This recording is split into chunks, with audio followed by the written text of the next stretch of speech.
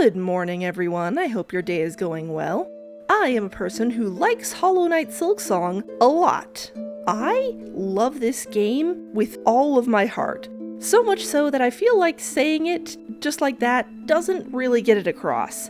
Every time I play it, it just makes me so happy, and I barely even know how to put it into words, which is kind of how this video happened. At some point, I want to do an in-depth, thoughtful analysis of this game, but for now, we're just gonna do this instead. I actually had the idea for this video back in January, because I thought that a simple, cozy tier list video would be a nice way to start out the year. But then I didn't finish the Amazing Digital Circus video until January, and then Iron Lung happened, and I was just pretty busy, so we're just gonna do it now instead. This is just a fun, easy tier list video where we rank the over 200 enemies in Silksong, because I love to take a simple, straightforward idea and make it way harder than it needs to be for no reason.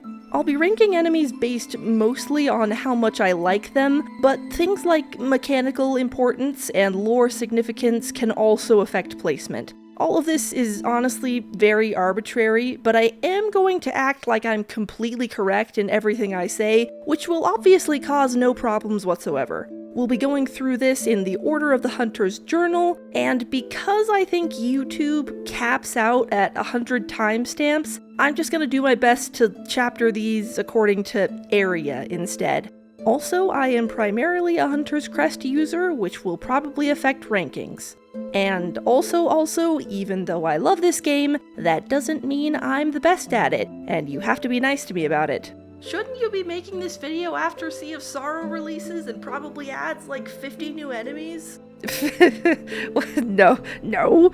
Why would I do something like that? That's just crazy talk. You're talking crazy right now. Why would I wait? It's fine. It's all fine. Anyway, I think we all know what this is going to be, so please sit back and enjoy yourselves. I look forward to being your second monitor content for the next few hours.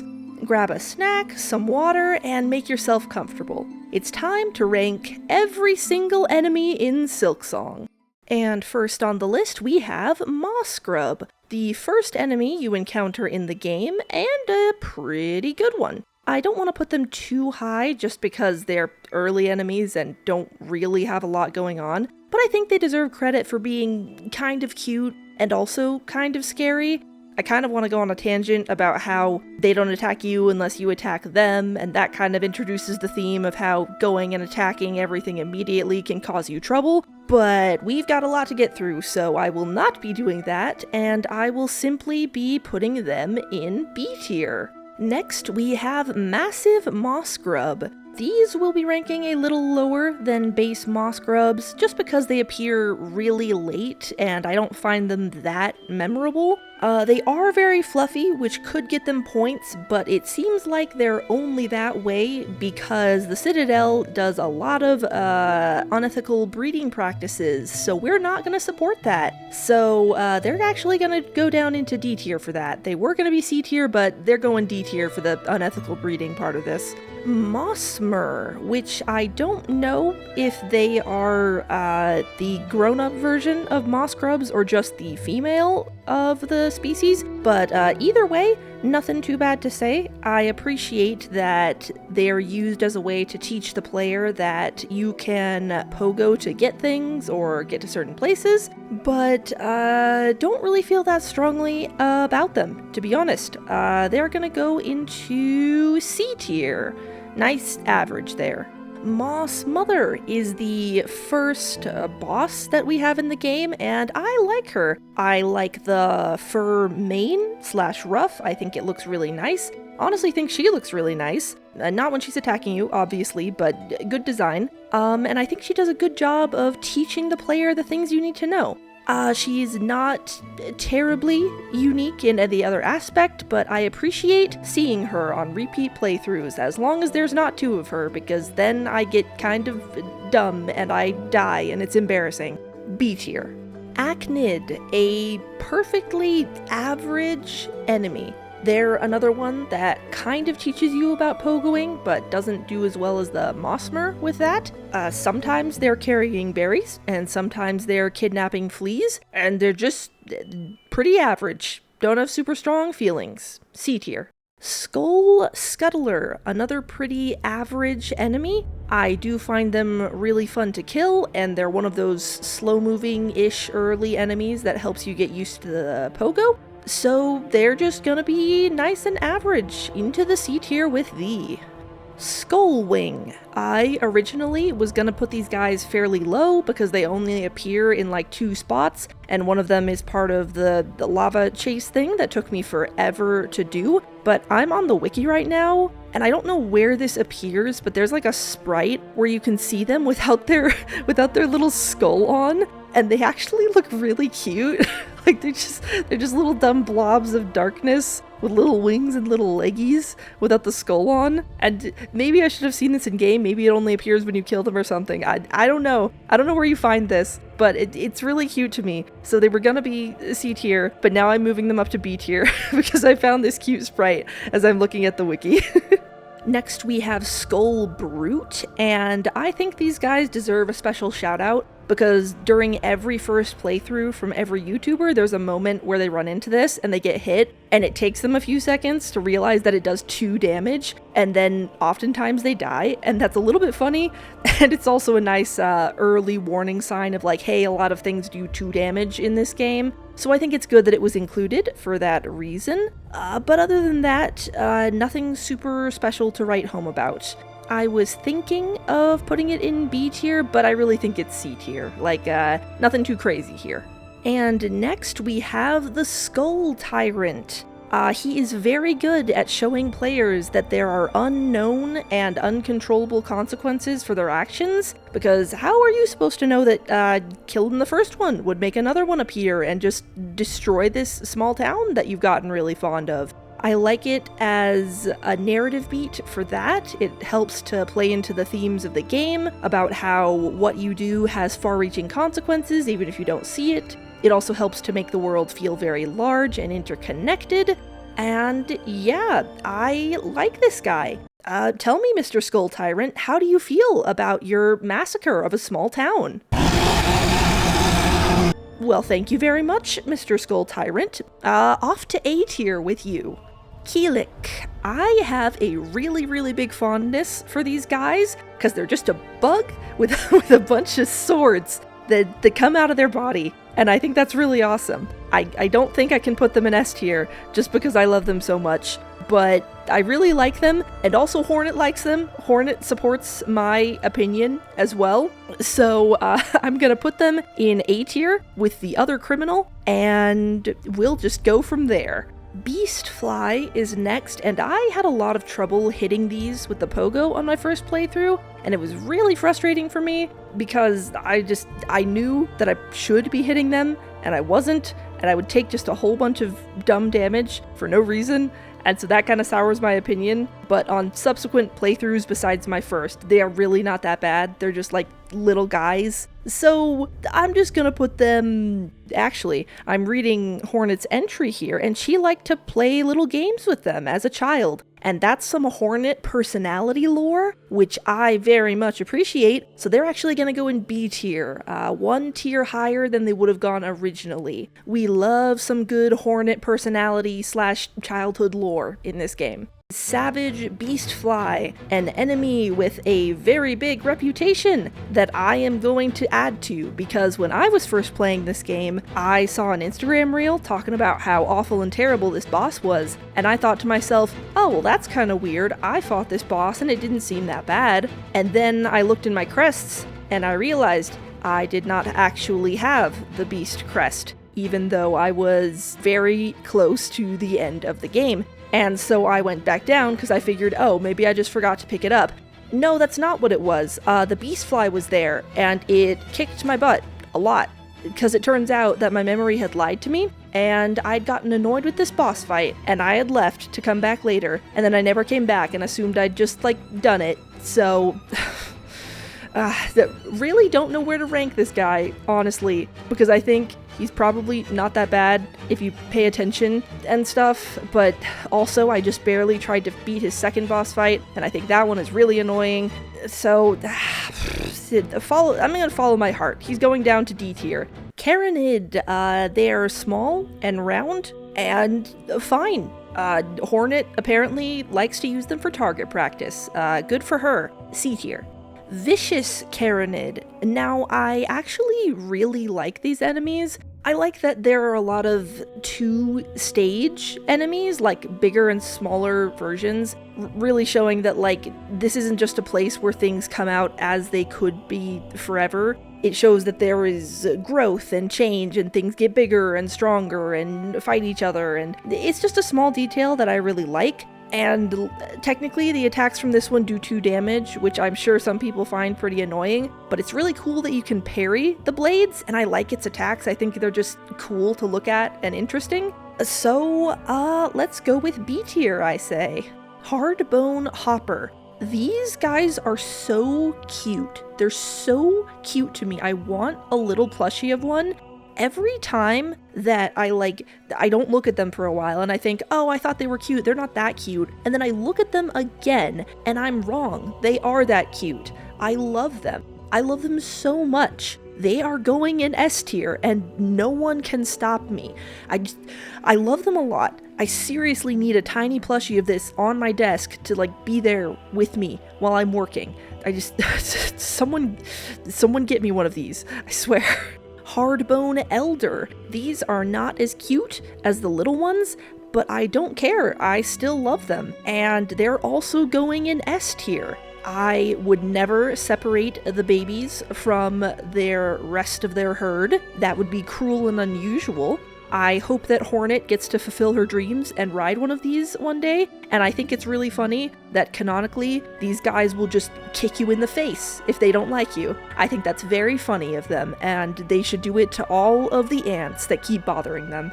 Tarmite. Instant F tier. First F tier of the list, and it is instant from me. I am so annoyed with them. They're tanky enough you can't take them out quickly, and their dumb spit does 2 damage, and I hate it, and I just, I don't like them very much. I think they should stop bothering me. F tier. Down with the Tarmite. I don't like them at all. Goodbye. Mauling, a very different tone from the entry we just had. I think these guys are adorable. I love the idea of a roly-poly type bug that literally rolls places. I think that is adorable and so cute, and I love them. And they're gonna go up into A tier because I love them. I know I said that A tier was for prisoners, and it is, but they're so adorable that I will put them up there. And that will be just fine because they're about to be joined by someone they know very well. The Marrow Maw. These are also going up into A tier with their little friends. You'd think that these guys wouldn't be as cute as their little buddies, but you're wrong, because when they're sleeping, they tuck their little arms right up next to their face, and it looks so cute, and I love them. And I also love how big and tough they are, even though they smack me in the face and do 2 damage, and it hurts real bad sometimes. Marrow Maw and the Skull Tyrant can fight over who the biggest one in the yard is, and I think Marrow Maw's gonna win, cause he's just that kind of guy. Hoker. They look like little bowling balls, and that's about the only feelings I have on them. I'm gonna put them in C tier because I don't actively dislike them, but there's not really much here for me. I will say thank you to them for giving us the spines to be able to float around in our cloak, but other than that, just no feelings. C tier. Flint Beetle. I died several times the first time doing the quest connected to these guys, and that is vaguely embarrassing, so I'm gonna pretend that they're just a really difficult enemy that everyone dies to, and put them in D tier, because that's where they belong, clearly. Also, Hornet is apparently the type of person to send her friends firecrackers in the mail as a joke, so jot that down, I guess. Rhinogrund. These terrified me the first time I played. I thought they were really scary, and I couldn't figure out how to fight them, and so I just avoided them like the plague. So you'd think they wouldn't score very high, but if you do fight them, they do drop a beast shard, which is super appreciated, especially when you don't want to grind for shards, so they're gonna go in B tier, because they are a very cool design if you can get past the fact that they want to kill you with every fiber of their being. Gromling, another enemy that manages to hit me no matter what I do, and it's very annoying, and I think they should get a new hobby because apparently they enjoy this. D tier for them. Grom, did you know that you could get a journal entry for these constantly moving worm things? I bet a lot of people didn't. Not much to say here. I am glad that they aren't jumping at me like the other ones are, and they're useful to be used as soul batteries. Sorry, web batteries, silk batteries, if you want them to. But, yeah, nothing much to say. C tier. No, that's maybe a little generous. D tier. No, I changed my mind again. They're C tier. They're C tier. Locking it in. C tier. Bell Beast. Obviously, she is an instant S tier. I don't know why you would think I would put her anywhere else. She's a good girl, and I love her. We'll be going a little fast through these next ones because there are a whole bunch of pilgrims, and pilgrims most often go into C tier, but there are a couple of exceptions which we will talk about. Pilgrim Groveler, one of the first pilgrims you meet that's a little messed up with the webbing and the head, works completely fine, C tier. Pilgrim Pouncer, also C tier. I like that they have a different attack pattern. I like the precedent that they set that there will be things with different attack patterns. They're fun to pogo off of, C tier again. Pilgrim Hornfly, they're going into B tier because they always manage to hit me, and I honestly kind of respect that for how small they are. Pilgrim Hulk, can't say the same for this guy. I always get hit by this one, but I don't respect it as much, C tier. Pilgrim Bellringer is going into D tier because, again, it always hits me, and it's so annoying when it does. Unlike these other two, it's so annoying. I don't like it. Winged Pilgrim, another C tier, not much to say. I like that they're small, they're cute and small. Elder Pilgrim, these are actually pretty rare. They only appear in, I think, 2 spots, so that's pretty interesting. One of them's guaranteed, the other is just kind of random. It's really strange that they're not more common. I, again, like their different attack pattern, but it's not going to get them higher than C tier.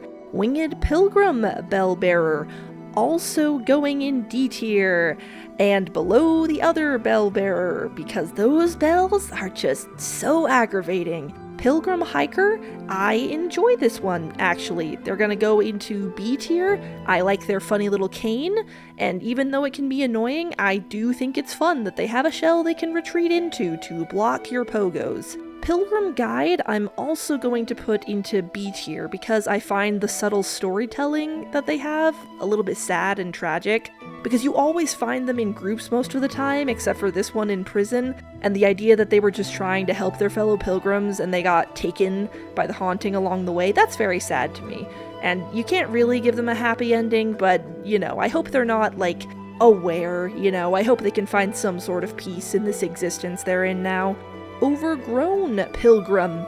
Every time I look at this, I'm reminded of a post I read a long time ago about someone who had a Capri Sun and they took a drink and it was full of mold, and that story makes me gag inside every time I hear it, and I hate that these pilgrims remind me of that. Every time I look at them, they just have moss growing inside of them, and it's horrible. I hate it. They're going in D tier for putting that into my head. I hate thinking about the mold Capri Sun and about what's happening to these guys. I feel sorry for them, but I hate it. We need to move on now. Covetous Pilgrim.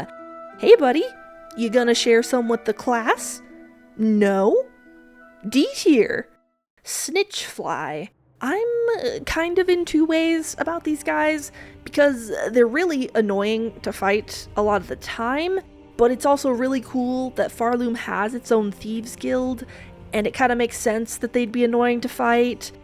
So let's, we're gonna, B tier. That's what I've landed on, we're gonna stick to it. Lava Lug, I don't really like these guys. There's not anything like super wrong with them, but they do 2 damage to you by basically just moving and doing nothing, and that just makes me mad, so D tier. And their friends, the Lava Larga, are also going in D tier, but they're going above the Lava Lug because the 2 damage from them actually kind of makes sense because they're massive compared to you. So yeah, both of these guys in D tier. One of them probably deserves it more than the other, and I'm not going to say which. Smelt Shovelers are going to get a big boost because Ballo is one of them, and I really like Ballo. I appreciate his sense of humor and his work ethic, and his friendship with the Forge daughter is very cute and wonderful, and I think they should live their best lives. So as a whole, because of his representation, they're going to rocket up into B tier. Actually, no, I'm lying to myself. They're going in A tier, just because of Ballo, and partially because of Forge Daughter, because Forge Daughter doesn't have an entry, and I like Forge Daughter a lot, so Smelt Shovelers get an A ranking, but it's kind of just because of nepotism and bias on the part of the judge, who is me. Flintstone Flyer, these are another enemy that I actually like. I enjoy fighting them. They're fun to hit from below, I like bouncing off of their heads, and I appreciate that the projectiles they throw at you only do 1 damage and only if you're right next to them when they blow up. I think that's very considerate of them, so I'm gonna put them in B tier. The Flint Flame Flyer, they are going in D tier because they keep throwing bombs at me, and I hate it. They will be in F tier if this behavior continues. Don't test me. Smoke Rock Sifter. Honestly, I feel like I should like them more than I do. I like the idea of a shield like this, and I think it's just interesting that they know how to use one, and that they do, but I can't make myself feel very strongly about them, so they're just gonna go in C tier. Deep Diver. They are annoying to fight and to run from, but this part where they just force their bodies through this platform with like a squelching sound to get to you is really horrifying, and I actually like that a lot. So they're gonna go in B tier because of that body horror, because I think it's funny and awesome. Four Brothers Sickness and Grawn. I didn't like them very much. I found their fight to be pretty frustrating. I had a lot of trouble with it. I think maybe if I got good at it, I would enjoy the pattern, but they also summon a whole bunch of extra people that I don't really like, so I don't have a ton of good things to say about them. I'm sorry. They're gonna go in D tier, and as I'm making this list, I'm starting to think I just don't like the fire damage.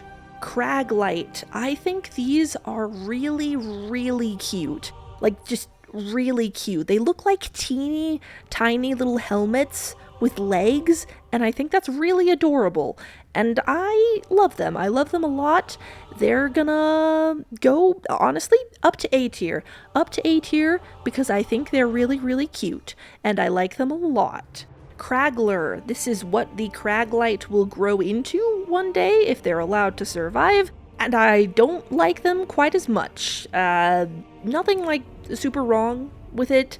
I appreciate it as like an early game obstacle, quote unquote, but not much to say, really. C tier. Brush Flit. These are very, very cute. I like them a lot. I am surprised that Hornet does not mention their potential fluffiness in their journal entry, but maybe she just didn't get a good look at them because they're very skittish. They're gonna go A tier, honestly. I'm feeling generous. They're very cute, and I like them a lot. And I think if they weren't so skittish, they'd make very cute little pets. Just little pieces of moss hanging out with you. Furtid. I like them.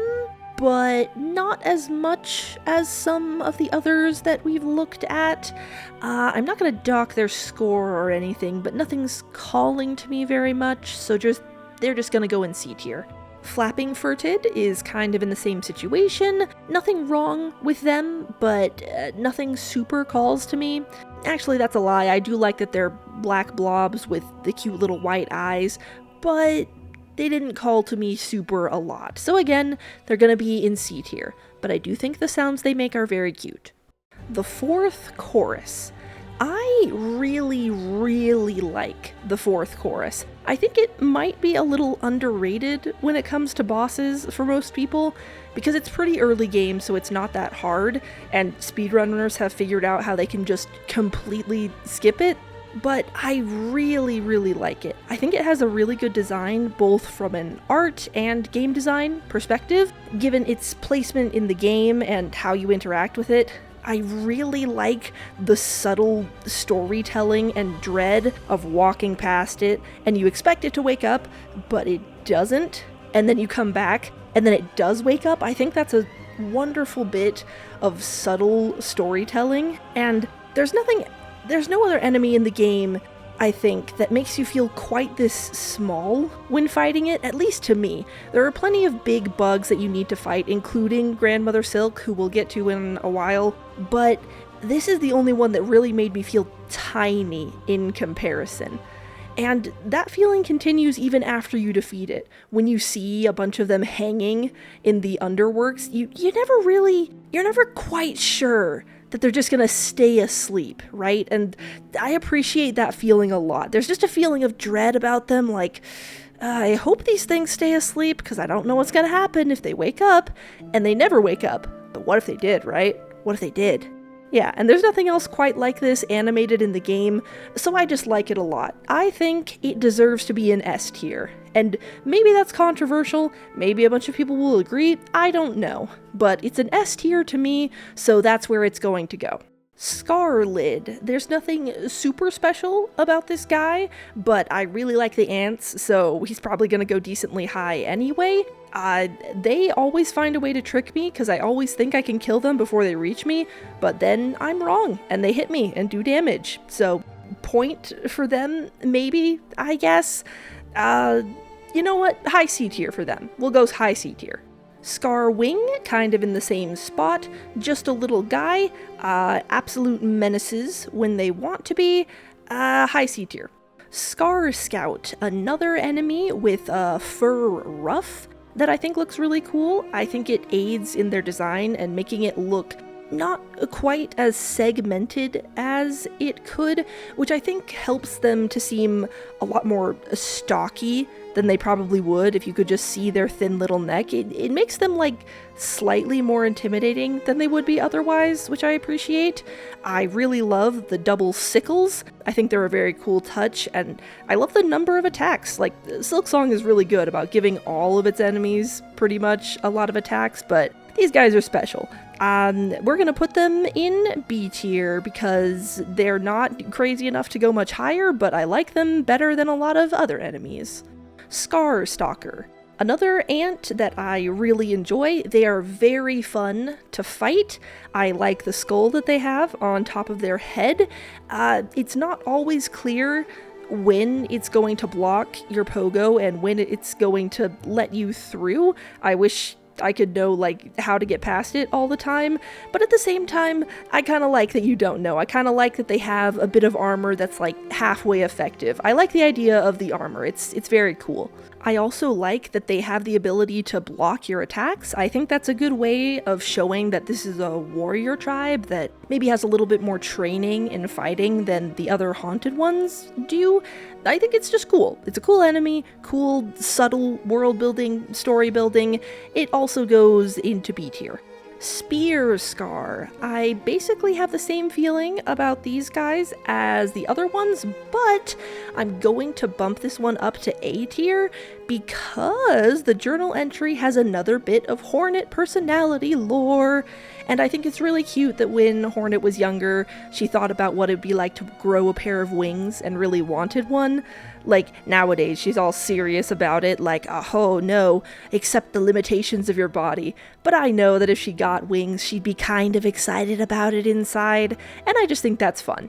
Skarrguard is another enemy that I avoided like the plague because I died to it like 20 times, and I was scared of it.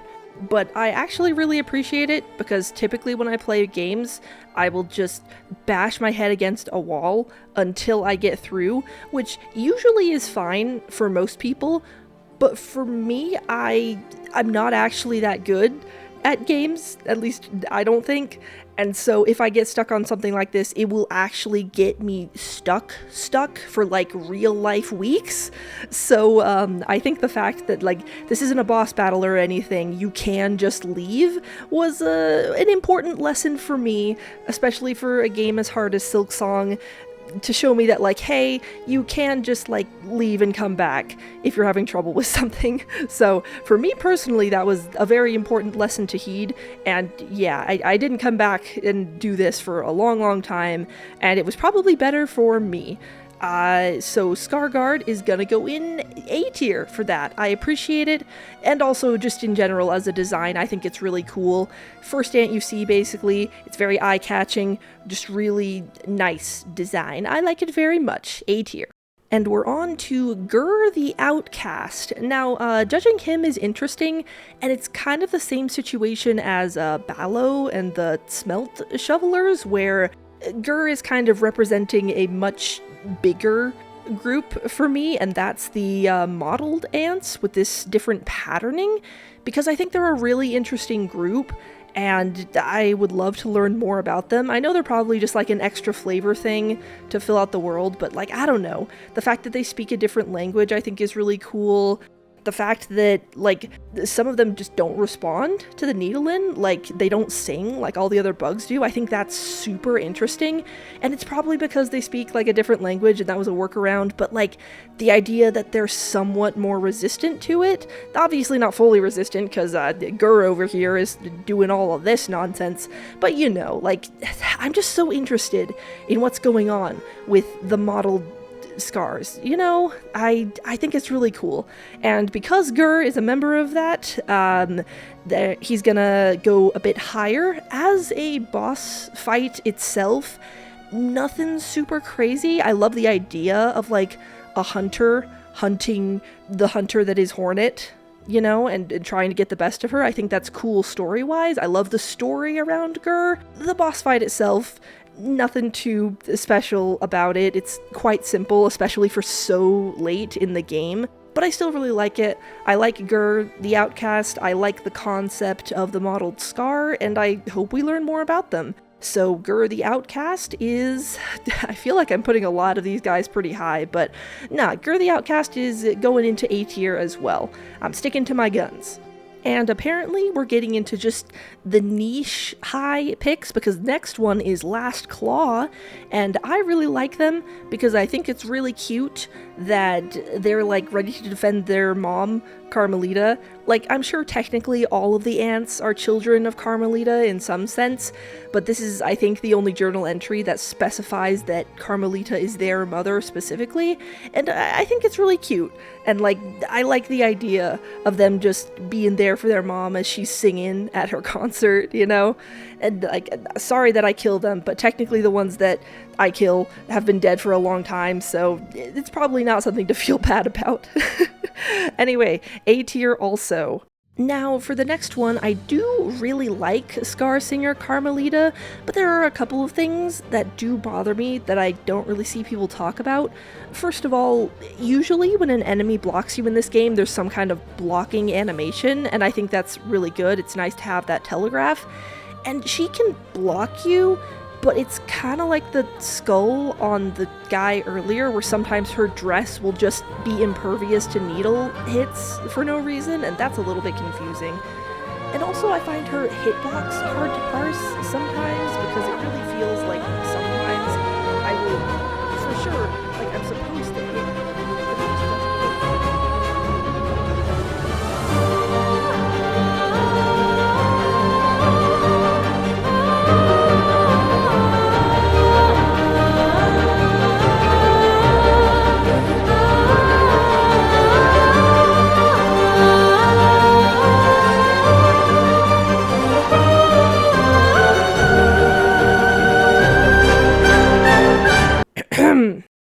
Anyway, easiest S tier I've ever given. Next, we have the Mite, which are basically just little mice rat things. I think they look pretty interesting, kind of grody, which I think is what they were aiming for. Their little teeth kind of disturb me because they're not like from the mouth. They're kind of just like stuck on the front of their face, and I'm not sure how you're supposed to, or what you're supposed to eat with something like that. Maybe they're more like weird little, I don't know, what the scale things that aren't really teeth but kind of look like teeth. I think they look kind of weird. They kind of freak me out. Not a lot, but a little bit. We're just gonna go in C tier and move on with our lives. Fluttermite is also going into C tier just because they don't have a lot going on. I like that in this flying form, they didn't try to just stick the teeth to the front of its face. I think it looks a little bit better that way. And I do like that the fur kind of looks like a little coat that's just draped over it like a ghost. I think that's kind of fun. Mite Mother is going into D tier because I just don't like them. I don't like that they're so big and that they do 2 damage. And again, I'm sorry I keep bringing up the front teeth, but they just kind of freak me out. I don't know what their purpose is other than to freak me out. Maybe that is what they're supposed to do, scare things away. I don't know. I don't like them. They're in D tier. Dreg Catcher, honestly, not a lot to say here. They never really captured my brain and mind very much. Just straight into C tier. No thoughts much beyond that. Silk Snipper, on the other hand, I like them. I think they're funny little guys. I think it's very funny that they have just a massive pair of scissors that they try and kill you with. I think that's funny. I love their little witchy hats, and like, I've talked a little bit about the blocking animations. I think, like, them using the giant scissors to block your attacks, like, it makes sense, and it's fun. I like them. They're gonna go into B tier, and I mentioned the hats already, but I'm gonna mention it again. I like their little hats, and also they have the neck fur ruff, which is another point towards them. So there you go. Next up is Thread Raker, and I like them because every time I look at them, I think they just look like a surfer dude. I think it's the hair, like the way it hangs down. It just looks like really long surfer hair. I don't know how to explain it. I just look at them, and in my mind, I can't think of them as thread rakers. I'm just like, oh yeah, there's a surfer dude. Like, I think of them as surfer dudes in my mind, and that's funny to me. They're a bit tanky for where they are, so they're kind of a challenge, but they're not too bad once you get used to them, and I like them. It's really satisfying to catch them in a thread storm, and I like the surfer dudes. B tier. And now we're moving on to Moorwing, who is a boss that I really like. I struggled with it a bit my first playthrough, and I think that was even after it got nerfed just a little bit, but it's really satisfying to beat. I really love the buildup that you get before you fight it. I love the fact that if you find enough fleas, you can delay or even avoid this fight completely. I just think that's a really cool bit of interaction. And yeah, I just think this is really cool. I'm gonna put it into A tier, and hopefully it doesn't get too crowded with big guys up there because it's getting kind of feisty. Also, this is one of the bugs in the game that is eaten, specifically by the fleas. So I'm gonna take a second and say what I think it probably tastes like. I think the Moorwing probably tastes a little bit like bear. I haven't actually had bear before, but my husband describes it as tasting like whatever the bear was eating before it died, which is usually garbage, and I think that fits the Moorwing really well. I don't remember how you get the journal entry for the wisps. It's probably just by, like, collecting a lantern or something. But I don't know. I don't know how you do that. And subsequently, I've got, like, no big feelings about them. It's interesting that there are maybe little living fire creature things, but I don't know. They're going in C tier because I got no strong feelings here. The burning bugs, on the other hand, I think are a cool bit of world building. And I like that we have a lot of different groups in this world that have different ideologies, and I feel like a group that's obsessed with fire because it burns up the silk, I think that's a really cool direction to take it, especially considering all that's going on. And like, obviously a group like this would come into being if there was silk that was mind controlling everybody, you know? And so I like the burning bug. I like how many limbs it has. I know a couple of other bugs we've seen have had that, but I just noticed and wanted to mention all the limbs that they have. I think they're cool. They're gonna go in, I was gonna say B tier, but no, let's go A tier. They're gonna go into A tier, and hopefully there's fire in prison. Probably not, but maybe if they have cooking duty, they'll be able to hang out by the stove. Father of the Flame is an enemy that I like probably a little more conceptually and story-wise than like actually in-game. It's a cool idea, I like it a lot, but not much else to say. So he's just gonna go into B tier. Have fun, buddy. And then next we have all of the Craws, which I'm probably just gonna go through pretty quickly because they're the same group. Overall, I like this group quite a bit. As I just said, I like the idea of different groups interacting here in Farloom. You didn't really get that in the original Hollow Knight because it was all one kingdom. There were different areas. I guess technically there were different kingdoms with the mantises and stuff, but you get what I mean. There are different groups that believe different things, and I appreciate that this group can drop rosaries. I like that. Craw is going into B tier. They're fun to pogo off of. Especially when they swoop at you, it's hard to do, but it's very satisfying. Tall Craw,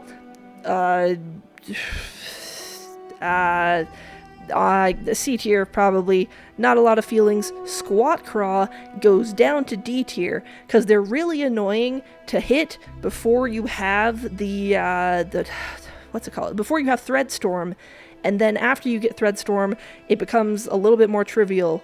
And then by the time you come back with wings and everything, it is trivial, but they're still annoying because they still hit you with knives sometimes. So that's annoying to me personally, so they're going in D tier.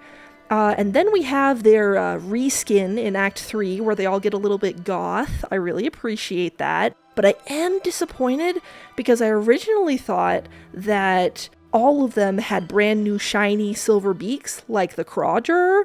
But looking at these pictures now, and maybe I'm misremembering, it looks like only the Crawger has that shiny beak, and I find that a little bit disappointing. I think it really brings the whole outfit together, and I know that the Tall Crawger and Squat Crawger have like those crown things, but I think I would have liked to see them with a shiny beak. So Crawger is gonna go into B tier for having that drip. It looks very nice. Tall Crawger and Squat Crawger still have that drip, but I'm disappointed about the beak, so they're gonna go down in C tier, but above the normal coloring, because I do like the new aesthetic. Crawfather is next, and I really, really like him as a boss. I know a lot of people don't like this fight because it's a lot of summoning different enemies instead of fighting just Crawfather, like it takes a while to get to him specifically. But in this case, I think it makes a lot of sense, and I really like that you can see all of the jurors come out of the crowd to fight you, and it gets smaller and smaller over time as you continue. I think that's a really cool detail, and it really fits that Crawfather is like commanding his court of crows, ravens, whatever birds they're based on. So yeah, I really like him. He's gonna go into A tier, and I think he will make a lovely warden for all of the prisoners up there. Muck Maggots go into F tier because they are the reason that the water in Bilewater is disgusting and gross and awful and sucks. And you can get this entry by throwing bombs into the water, and I think that you probably should, because they deserve to get blown up a little bit for all they've put me through. Slubber Lug is another F tier because it's one of those enemies that just hits me no matter what I try and do and how I try and dodge it, and I hate it, and they're gross, and I just don't like them very much. And now based on that, you might think that I'm also gonna put Muckroach into the F tier, but actually, kind of controversially, I kinda like the Muckroaches. Like, I really like them, actually. I think they're, like, obviously they're not fun to deal with because they're in Sinner's Road and Bilewater, but I like them a lot. I like that they're, like, alligators plus dogs type thing. I like that aesthetic. I enjoy, like, okay, I don't enjoy, but their, like, 2 damage attack makes more sense to me because they're kind of like dogs, so it's like they're grabbing your arm and trying to, like, wrench it around, kind of like, you know, like, rat terriers, how they, like, grab a rat and they, like, snap their head around to, like, break the spine. It's kind of like that. So it makes sense to me that this attack would do, like, 1 damage for the bite and another damage if they're trying to break your spine. Like, it makes sense to me. It's not, like, fun necessarily, but it's cool in, like, a design world building type way, if that makes sense. I like them. They're gonna I like them, and you know what, I don't gotta justify myself. This is my tier list. The Muckroaches are going high, and yeah, I'm gonna put them in A tier because I feel like it and I want to. And you know what, they make pretty good guard dogs. Also, this is another one that people eat, so we're gonna guess what they taste like. I think a lot of people assume that they taste really gross, but I think it might just be a bit of a cultural difference and an acquired taste. Kind of like how some places will eat organ meats a lot more. And yeah, the Muckroaches, like, it might not smell great with their guts, but I think it's probably just more of an acquired taste thing. Like, if you meet someone who likes to eat pickled pig's feet, like, that's weird, but it doesn't make them a bad person, you know what I mean? What I'm getting at is this meat, these guts, it probably tastes really strong, like, maybe be really gamey or have, like, a weird aftertaste, weird to most people, but I think the people who like it, like, really like it, and consider it a delicacy, as we can see in game. So, point I'm trying to make is, like, Muckroach probably isn't for everyone, but I think it probably just tastes like something really strong, and it's just an acquired taste, like, I don't know, like blue cheese, or liver, or pickled pig's feet, as I mentioned. Like, I don't think it's poisonous or anything, I just think it's an acquired taste. I've spent too long justifying this, we need to move on. Bloat Roach, contrary to the Muckroaches, do not like these, don't like them at all. I feel like this only happens because they're living in, like, radioactive waste, and this is, like, the result of a lot of really unhealthy behavior that's, like, not entirely their fault, but also they probably shouldn't have eaten so much toxic waste. They're gonna go in D tier because it's not entirely their fault, but they are scary, and I don't like them much. Roach Catcher will go into high B tier, I would say. I like them as a little design, and I love the little, like, ninja stars they throw at you. I'm a bit of a fan of projectiles being thrown at you when you can knock them back to damage the enemy. I think that's fun, and I just like ninja stars. Roach Feeder is probably another B tier, because, like, I like them, but it's a bit more of a contentious, like, it's on and off. Like, I get annoyed with Roach Feeders pretty easily, but I also like their place in the lore and, like, how they work, and they make funny little noises. So B tier, I say. B tier is an okay spot for them. Roach Keeper, another bug that I just wanted to avoid at all costs because they were big and scary and they did double damage for everything, but on subsequent playthroughs, they're not that bad. Like, their attacks are very predictable, they're not that fast. Like, I like them. I like the idea, like, I like the aesthetic of them having chains because they were kind of in charge of controlling the Muckroaches when they still had their brains. I like them. I like their aesthetic. I like their idea. So, do I like them enough to put them in B tier? I think I do. They're not going to be super high, but they will go into B tier with their other Sinner's Road people.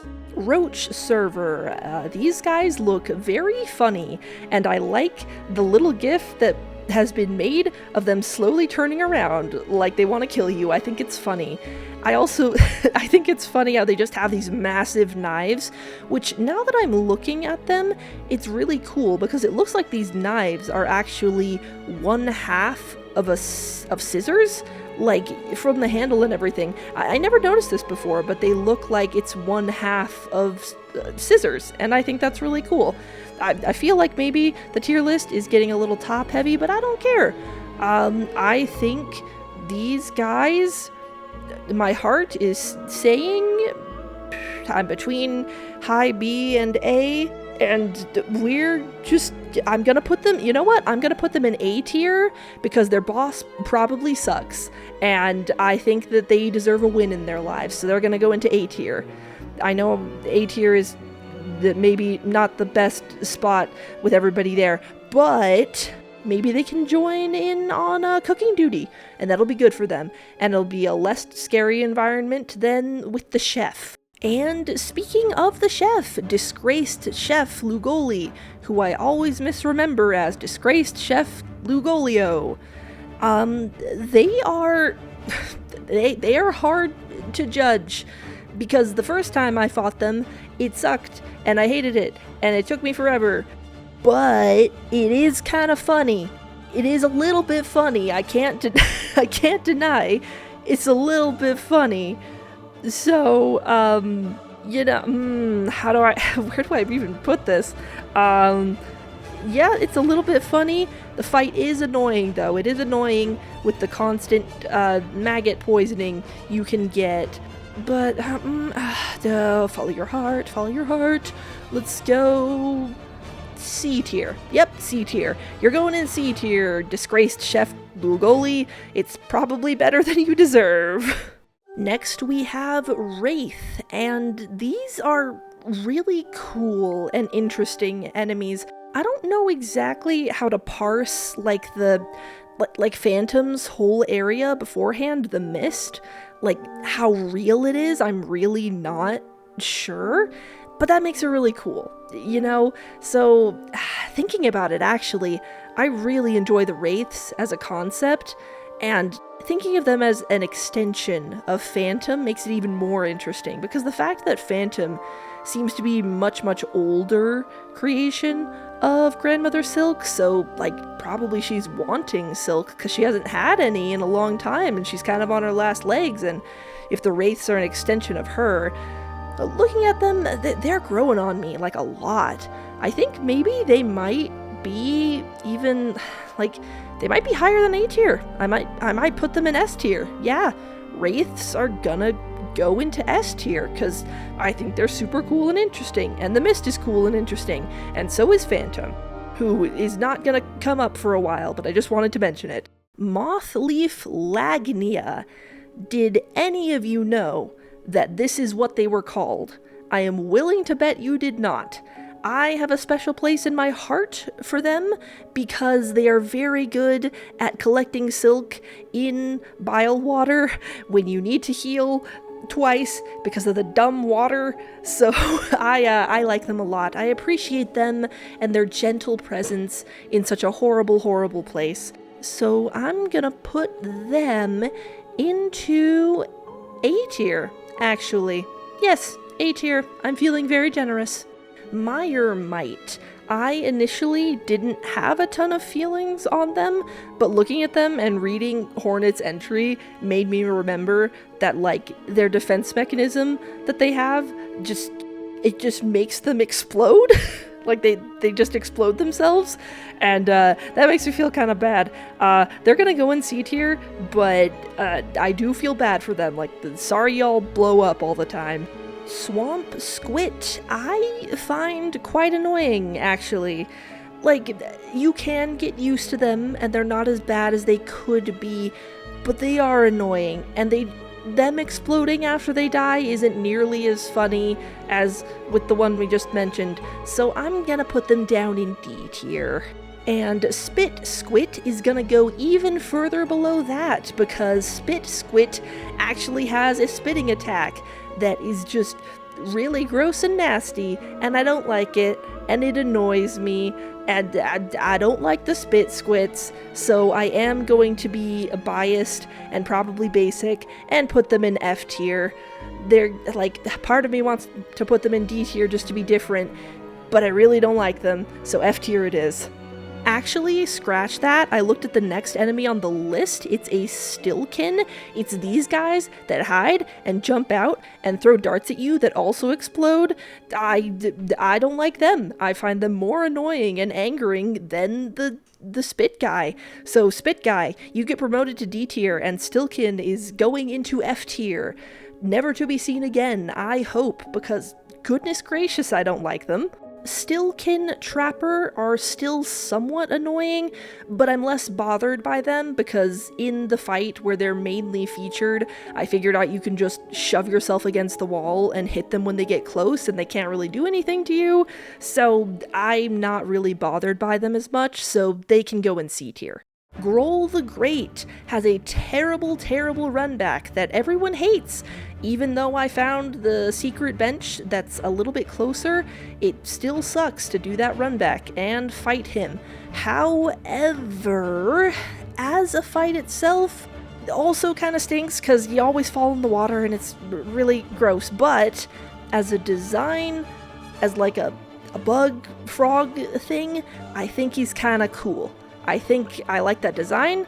I like that he uses soul stuff that's very mysterious and story-y. I'm not going to put him super high, but he's going to go into C tier because I feel like he's hard on purpose and he completes that objective. He is still annoying, so he's not going to go much higher. Barnack. I think that these are cool. They're annoying to run into sometimes if you forget that they're there, but I think they're really cool as like an idea for a creature. I think it's really awesome that they exist. I think it's cool, and you use them at one point to get into secret locations, which I think is very clever. And I also appreciate that Team Cherry had the restraint to make the tongue not do damage when it grabs you. They could have very easily done that, but they didn't, and I appreciate that restraint. You only start to take damage if you manage to reach its little teeth that manages to pull you up that far, and I really appreciate that from them. So it's gonna go in A tier. Duct Sucker. They look very scary, they kind of are very scary, but they are fairly easy to dodge as long as you're prepared for them. I'm gonna just put them in B tier, I think. They're an interesting thing to have exist, but they're also really scary, and I don't like that they're called a Duct Sucker. Didn't really think about that name until just now, so I'm gonna move on. Moving on to an area that's just a little bit less scary is the Pond Skipper.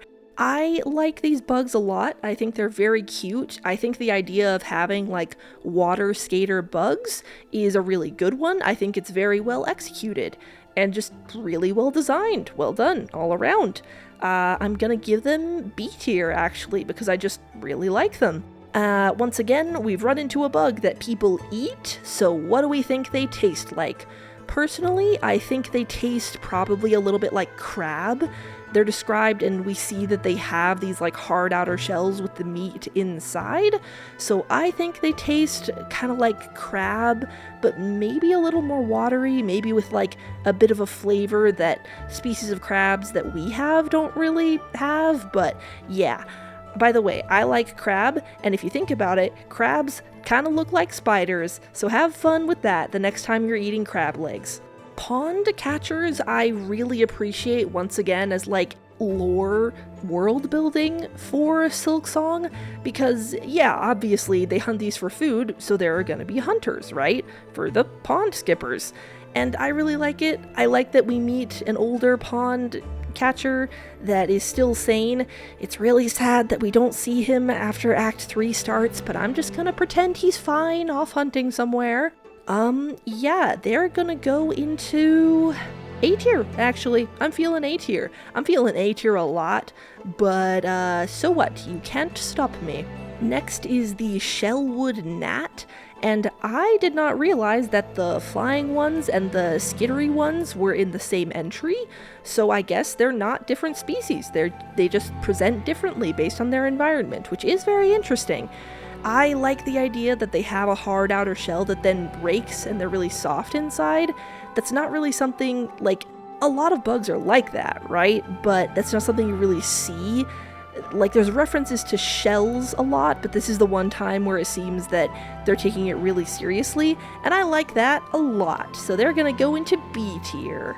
You know, I'm thinking about it, and I'm thinking that maybe I'm giving a lot of these enemies a little more credit than they deserve, because I'm thinking about, like, the ideas they represent, rather than the enemies they actually are. So, and I probably need to be a little harsher, because this tier list is probably kind of top heavy, just based on the vibes and what ratings I remember giving, so I probably need to be harsher and think more about, like, what they actually do as enemies, instead of just what they represent. And I'll do that, but not for this next one, because the next one is the Wood Wasp, and I feel like you have some pretty direct interaction with them from a story perspective when you get the Polyp Pouch. I feel, because Polyp Pouch is one of my favorite tools that you can have, and so I feel like, yeah, I'm biased. They're going in B tier. They're not too amazing as just, like, enemies. They are kind of funny with the auto-targeting, but they're mostly in B tier because I really like the Polyp Pouch, and I can't keep doing this. Both Splinter and Splinter Horn are going in C tier because I do like the idea of, like, getting stick-bugged. They're cool little enemies, but I'm trying to be a little less biased here, so they're just gonna go in C tier because they're fairly average. Splinter Bark is honestly a really cool enemy design. I like it quite a bit, so I am gonna put it in B tier. B tier for Bark. I promise I'm gonna be harsher in coming days. Not soon though, because the next one is Sister Splinter. Sister Splinter, I think, is a really interesting boss. It's another one that, depending on the category, speedrunners have figured out how to skip it, and I skip her a lot of the time because I don't think her boss fight is hard per se, but I do think it's really punishing. Like, if you get off rhythm, it's really easy to take, like, 2-3 hits, and because she's massive, they do 2 damage, and then you just die, and that's no fun, really. And yeah, I've just been avoiding her because I've been trying to do Steel Soul, but separated from that context, I really like her as an enemy design. I think it's really cool. However, she does not outshine many of the others that I like, and maybe, again, it's because I've been avoiding her recently, but she's going to go in B tier. Next, there's Fascia.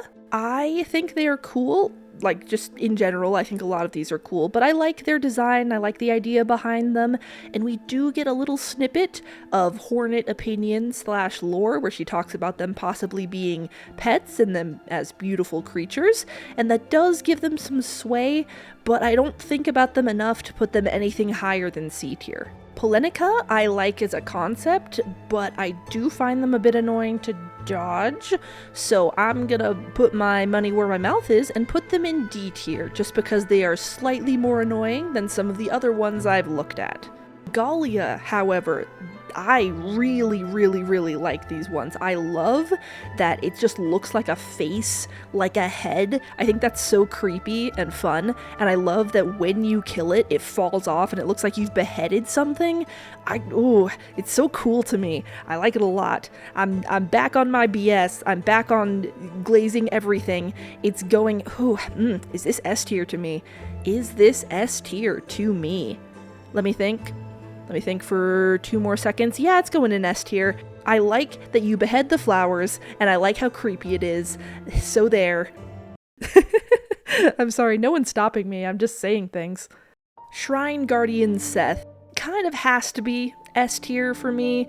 Putting aside the story behind this character and how it relates to real life, I also just really like this as a character concept and how it reflects on, what's it called? A foil. Yes, that's what it's called. A foil of, I forget his name, and people are gonna beat me up for it, but the guy from the first game who worked for the jellyfish. Kind of like that, but in an opposite sense, where he gets his happy ending after he gets amnesia. I really like that. And also, I was never very good at his fight, but I feel like if I got good at the fight, I'd really love it, and it'd be really satisfying to do, you know? So I'm gonna put him in S tier because I love him, and he deserves to be there. And now, here's the one that Seth was guarding, Nyleth. And she's actually going to be another S tier because I really like Nyleth. I really like her design. I like how when you first see her, she looks very docile and calm and whimsical, but as soon as you get too close, the claws and the blades come out and she's actually really dangerous. I feel like that's a good representation of kind of the wild that she represents. I think it's really cool, and also throughout her boss fight, she uses attacks from basically almost every other creature you can run into in Shellwood, which I think is so cool. It's a really good way of showing how she's connected, or I guess was connected with everything, and I really like that. I did kind of cheese her boss fight in my own playthrough, but I still really appreciate the design that she has, and I think she's really cool and maybe even a little underrated. I haven't looked at anyone else's lists, so maybe everyone else sees this the way I do, but I really like Nyleth, and that's why she's an S tier. Next is Firm, and I completely forgot that these little things were called that, these little bell guys. They're, I'll be honest, even though Hornet likes them quite a bit, and they're, like, they do look very soft, they are, like, just a tiniest bit annoying, but I'm not gonna knock them too much for that. Like, they are very cute. I'm gonna put them in B. Let's go. Yeah, B for Bell. They go in B for Bell, and I think Winged Firm, actually, I don't like those guys as much. They've caused me some issues.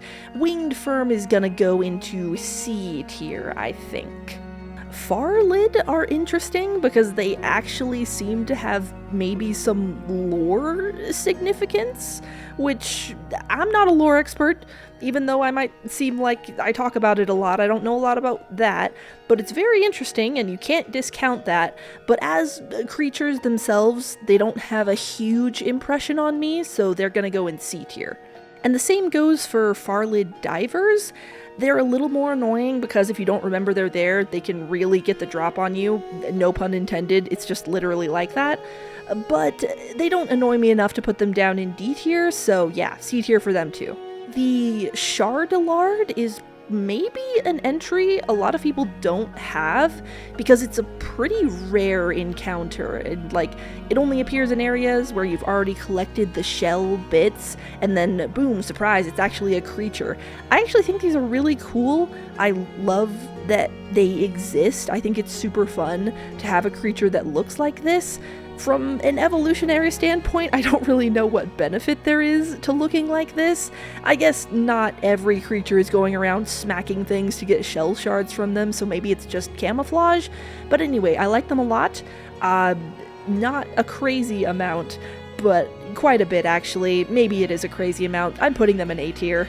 Am I biased? I'm definitely biased. Sand Carver is another journal entry you can get by throwing bombs into them. I don't find them as annoying as the maggots for obvious reasons, and they no longer do 2 damage, I think, which is good, but other than that, they don't leave much of an impression. Actually, maybe less than an impression they leave on me. I'm gonna put them in D tier. They don't do much for me. Then we have Squirm. Very weird entry, kind of hard to get, honestly. You have to like play your needle in until they come out and then you get the jump on them, but they are a very interesting part of the life cycle that we see with the judges coming up and the guards for the Citadel. But in terms of just the creatures themselves, I'm actually looking at their faces now, they look kind of funny, so I might stop looking at it with those little eyes. Fine. I'm gonna put him in C tier. I feel a little bad about it, but I feel like he doesn't deserve to be in B tier. He's just bewitching me with his little eyes right now. And after the Squirm, we get a Judge, and I like these enemies. They're a lot of fun to fight, even with the shield. I like the robotic movements, even though they are bugs. It's kind of ambiguous, you know? It's a little ambiguous how much they're bug and how much they're machine, and I really enjoy that. So I'm gonna put them, we're jumping up a few places. They're gonna go into... Actually, probably shouldn't jump too much. They'll just go into B tier. Let's calm down a little. The last Judge, however, I will not be holding back for because I think Last Judge is an S tier. I really like the buildup that you get. It's the entrance to Act 2, and I love that she explodes at the end and takes a lot of people off guard. And once you get used to the fight, it's just really fun to do. I love the design, I love the placement, I love the lore aspect, and even though I kind of hate fire damage, I don't mind it so much here. I think it's a fun thing to add for the second phase. And also, this is one of the fights where I remembered that the Magma Bell existed, which I didn't for a lot of other fire areas, so that probably makes me hate it a little bit less than I do other fireplaces.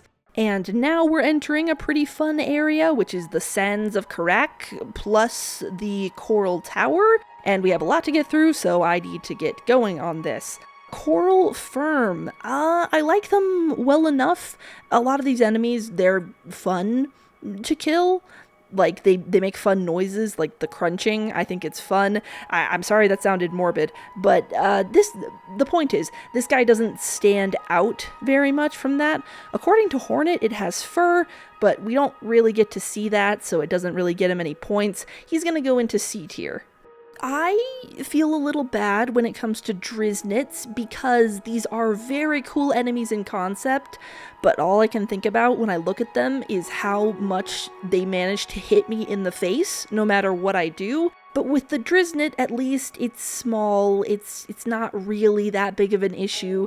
He's just gonna go into a nice, chill B tier, because I do like the idea of a bouncing projectile weapon thing thrown at us, so he gets a bit of a pass. I will not give the same consideration to the Driznarga though.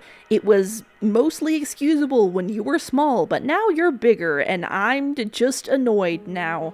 And also I am looking now at an image of what they look like without their mask, and I think it's kinda cursed, so they're gonna go into D tier.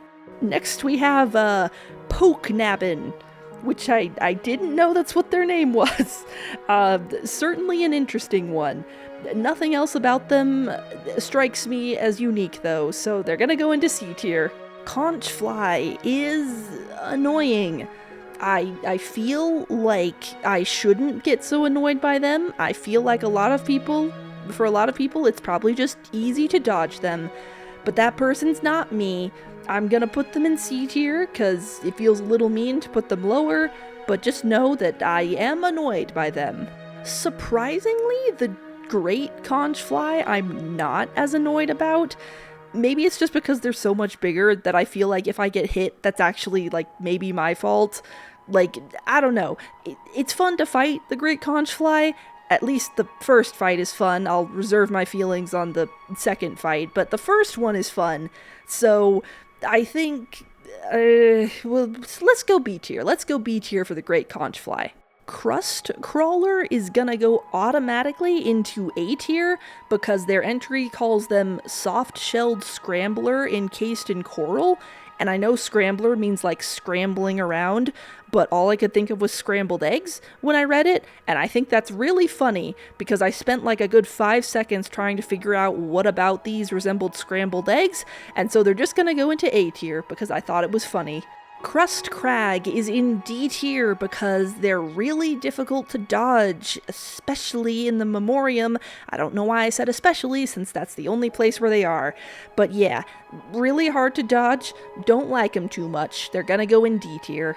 I was about to say that Kai is nothing too special, it's just a fish, but then I looked at it and I realized I like it. So it's gonna go in B tier even though it probably shouldn't, because it is just a fish. Spinebeak Kai is gonna join in B tier because it's the same fish, but a little spikier, and that deserves something, but not a higher tier. Steel Spine Kai are also going to go into B tier. Again, these are all just little fishes, but I really appreciate that this one can turn into a pincushion. They're fun little fishes. B tier is not bad, but I can't allow myself to just put anything in A tier if it's slightly better than something that looks almost exactly like it. So they're gonna hang out in B tier and have a great time there together.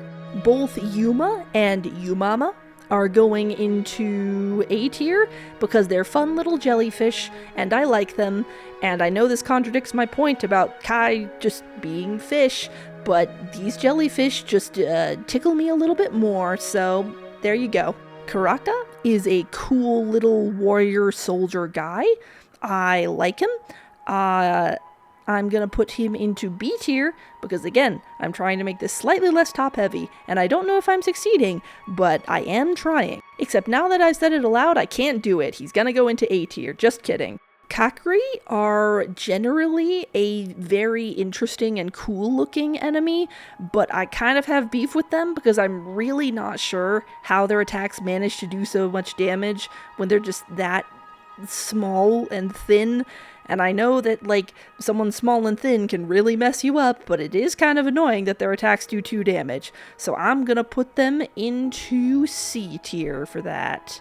Next is Iago. I like that it looks kind of like a shrimp. I think that fits the sort of almost underwater but not really feel of the Coral Tower. I think it's very cool. However, not enough to get him a super high score. We're just gonna go with C tier as well. Korak Gurr are very big guys who can hit you very, very hard.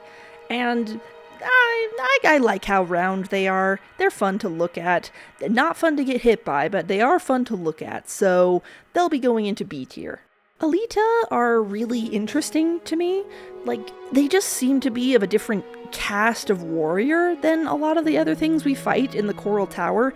I don't know how to explain it. It's kind of just a vibes thing, but I'm gonna put him into A tier because it just feels right. Core Crust Karaka.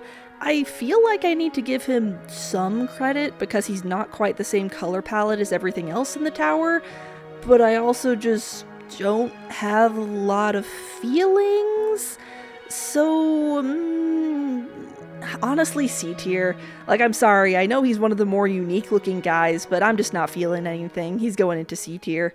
Crust King Khann kind of has a pretty easy boss fight, and I'm not gonna knock them for that because you have to fight through the whole tower to get to him, but you know, not much going on there. He's cool looking. I like his scar. He's gonna go into the B tier, mostly because I like his house. Watcher at the Edge is a very interesting one, because I'm really not sure lore-wise what they were watching and waiting for. Just general enemies, I guess. But this is a very hidden boss. I think it's very cool. I was kind of bad at it. Took a lot of hits to the face. Had to retry a lot of times. But it is a very cool boss. But at the same time, beyond that, I'm not feeling much higher than a B. Sorry. Voltvyrm. Looking at it makes me kind of uncomfortable. D tier. Drapefly, also D tier. I didn't expect to feel so strongly about it, but I looked at them and I went, ew, D tier, internally, so I'm just gonna listen to that instinct. It probably comes from it fluttering in my face and hurting me so many times. Drape Lord, I think I'm also gonna put in D tier, but my feelings of derision aren't quite so strong. I just feel like it should be grouped with its smaller buddy. I like that they grow and get bigger, I suppose. Next is Drapemite, and I don't know how to feel about them. As many have pointed out, it feels like kind of a scam that they can do 2 damage to you, but they're also just little guys, so I'm gonna put them in C tier and be done with it. When it comes to Giant Drapemite, they scare me. Quite a lot, because you only encounter them in these little tunnels where it's really hard to dodge them, and they can easily kill you, and they just scare me. D tier. Next is a whole section of underwork workers and the pilgrims who made it to the Citadel, and I'm just going to try and get through them really fast because, again, I kind of feel the same about a lot of them. Underworker, just general worker, decent, probably very good at their job, definitely underpaid, and I'm sorry for that. C tier for them. Under scrub, also a C tier, nothing against them personally, just another type of pilgrim enemy who was unlucky enough to be conscripted into the workforce instead of up top. Under sweep, I actually think is kind of funny because the idea of getting hurt so bad by, like, this chimney sweep essentially is funny to me, and I feel like we should be sneezing a lot around them. I think it's funny. So did I say what tier they were in? B tier. They're in B tier. Under poke and under loft I both find very annoying for different reasons, but I'm not going to put them in D tier because I feel like they've suffered enough in their lives, so we're just going to put them in C tier. Under crank, another scary one. Not nearly as scary as my first playthrough though, so they're just going to go into C tier. I didn't think that I had strong feelings about the pilgrims that made it to the Citadel, but then I looked at the envoy, and I realized that it actually really annoys me, because you try and hit it, and sometimes it works, but sometimes it just has such a long range with its bell cane thing, and it causes issues, and it makes me mad, so it's going down in D tier. Choir Pouncer, nothing much to say, same as our other Pouncers. I'm happy that they made it, but it seems like it went pretty bad for them, all things considered. C tier. Choir Hornhead, I actually really like them because they're really fun to pogo off of in a fun way. Like, they charge at you and it's a little bit scary, but once you get above them in the air, they kind of just stay still a lot of the time, and then you can just pogo off of them diagonally until they die, and it's really fun and satisfying to do. So they're gonna go into B tier for that. Actually, scratch that. I have a lot of fun doing this. They're gonna go into... No, A tier is too high. That's a little bit too high. I realized what I was saying. B tier is good. They're happy in B tier. Choir Bellbearer.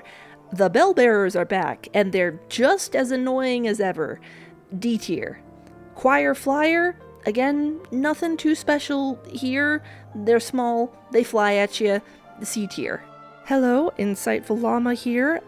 This video is so long and I needed to record so many entries that I did it in 2 separate recording sections, so if there's a noticeable difference between the previous recordings and the next ones, that's why.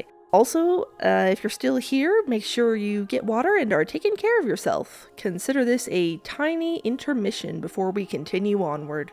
Choir Elder. This is a bigger version of someone that I mentioned earlier, and just like that one, I enjoy this one. I like the attack pattern. I think it's fun. C tier.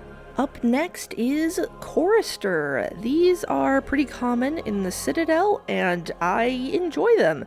Unless they hit me. This one attack where they throw out the thread, it always seems to catch me, and I don't know what to do about it, but they're pretty fun enemies, so they're going in C tier. Reed, another cool enemy to be found in the Citadel. I like the variety of attacks. I like that you can pogo off of these guys as well. That's very fun. That blocking animation is very clear, which I appreciate. They're gonna go in B tier because I like them a little bit more than the last ones. Now, the Grand Reed has become the thing that everyone likes to kill a whole bunch to farm rosaries, and yeah, it's pretty good at that. It's big enough that I don't think the double damage on a lot of the attacks feels weird. I like the design. I like a lot of the design of the Citadel enemies, with them being musically themed and it matching with Silksong. But yeah, I like Grand Reeds. They're gonna go like high B tier, because I don't think they're high enough to be like A tier, but B tier for sure. Next we have Choir Clapper, which I did not know they were called that, and I don't think they should be called that. I feel like maybe Choir Drummer or Choir Gong Ringer might be a little better. I don't really see them clapping very much. I don't know. The name is just weird to me. But as an enemy, they're really scary when you have to fight 2 of them in that super long gauntlet. Yeah, I'm sorry. I'm just really distracted by the name. C tier for them. C for Clapper, I guess. Claw Maidens are deeply annoying enemies, but I'm going to put them in C tier instead of D tier, because there is a way to just permanently shut them all off, and I kind of like them as a world building idea. These robots made to, like, steal silk from you. Or, like, well, according to this entry, that's not why they were built, but I'm imagining that's, like, part of what I like them. They're going in C tier. Memoria. These are just funny little guys. I like the way that they're shaped. I think it's very silly, and I don't know, they always look like they're puffing out their chests. I just find them kind of endearing. So I'm actually, where should you go? They're gonna go in B tier, because I feel like A tier is just, like, too high for them to go, but I do like them. They're not in a lot of spots, so we're gonna put them in B tier. Minister. I used to really hate these guys, but similar to a lot of enemies, once I learned how to pogo off of them, they became a lot more manageable, and I really like how their helmet mask thing is kind of used as a blade. I think that's very cool, and they're gonna go into B tier. Next is Maestro, and they are also going into the B tier. I like them as a concept for a design, and it's because of them that we get the Cogflies, which makes them pretty cool in my opinion. Second Sentinel. I love the Second Sentinel. I think they are a really, really interesting character. I really like the fighting style and how it's kind of copying the Pinstresses and also copying Lace in some ways. I think that's a really interesting mix of attacks. I like their personality, I like their vibe. Second Sentinel is going into S tier because I just love them a lot, and I also love that you get to go around all these areas and get pieces of their heart. I think that's very sweet, and I am very happy that they exist. And I think Hornet should stop projecting her trauma onto them, but that's a different thought. Dreg Husk is the start of the White Ward enemies, which is an area that I really like. I like the creepy hospital vibe, and I really like the Dreg Husk too. It's like the first one you encounter in this really horrific experimental hospital type area, and I really like its implications. I like it that the silk kind of looks like bandages, which again, hospital theme, experimentation, stuff like that. And I'm really just a fan of like that sort of horror where it's like you are not what you once were. I really, really like this one. Dreg Husk is going to go in A tier because I just really enjoy this whole design aesthetic. Dreg Wheel is also going into A tier because this is a bit of body horror that you don't see like anywhere else in the game, really, and I want to appreciate it. Like, just look at this, it's horrifying. Both the Surgeon and the Mortician I had originally planned to put in D tier because they scared Sherma, but I'm on the wiki looking at the Mortician, and their dormant pose is really funny to me, so they get to go up to C tier for that. But yeah, Surgeon in D tier, Mortician in C tier. The Unraveled is kind of complicated.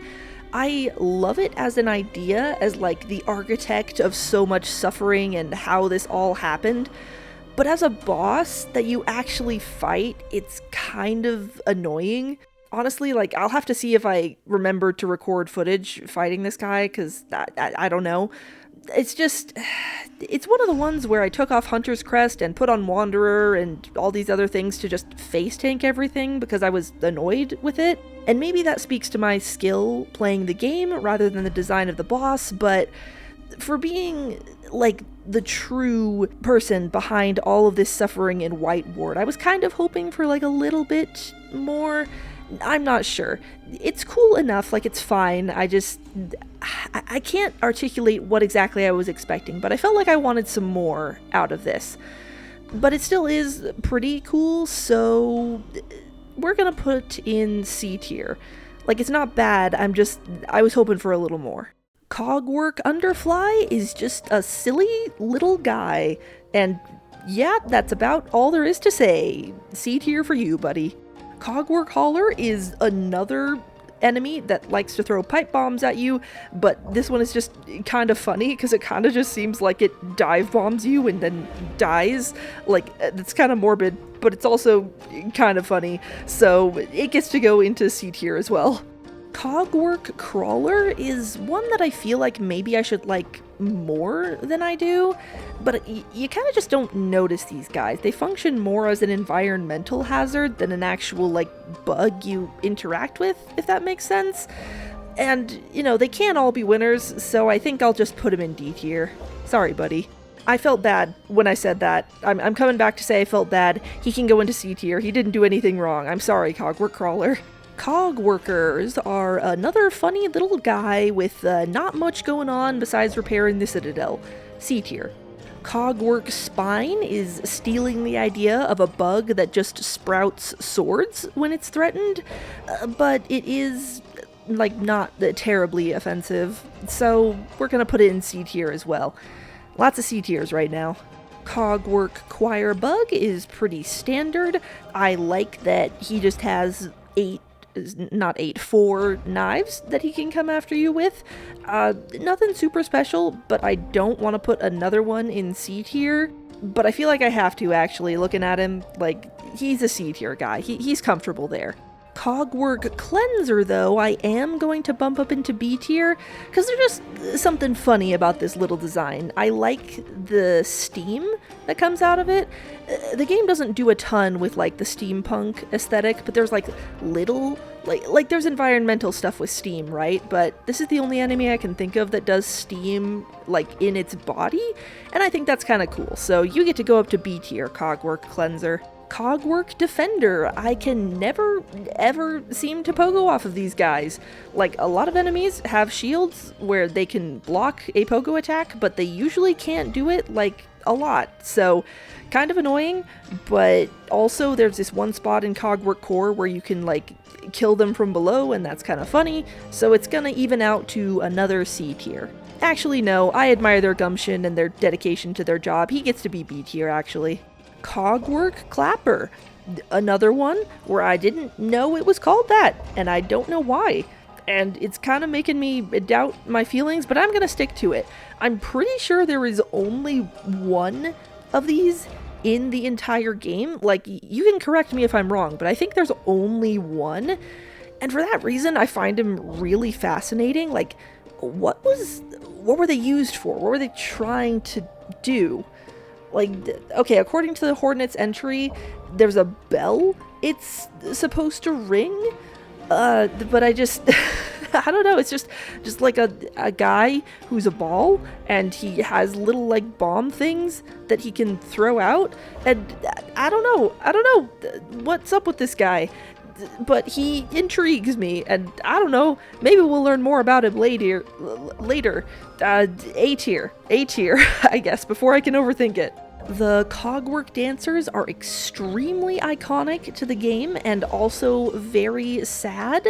I think I'm just gonna pop them up into S tier because they deserve a little bit of rest.